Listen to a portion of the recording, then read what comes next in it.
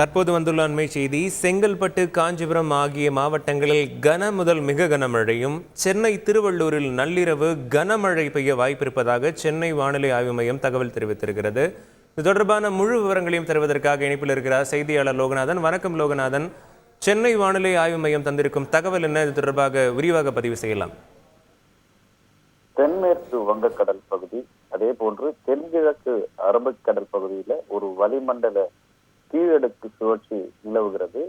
இதன் காரணமாக வருகின்ற 10ஆம் தேதி வரை தமிழகத்தில் அநேக மாவட்டங்களில் கனமழை பெய்ய வாய்ப்பிருப்பதாக சென்னை வானிலை ஆய்வு மையம் தகவல் தெரிவித்திருக்கிறது.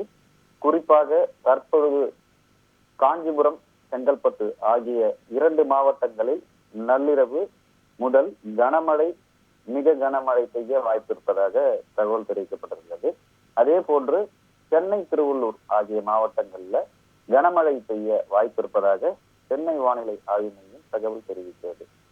குறிப்பாக இந்த நள்ளிரவில் 10 முதல் 20 சென்டிமீட்டர் மழை வரை பெய்யலாம் என்று ஒரு தகவலும் தெரிவிக்கப்பட்டிருப்பதும் குறிப்பிடத்தக்கது. முழு விவரங்களுக்கும் நன்றி லோகநாதன்.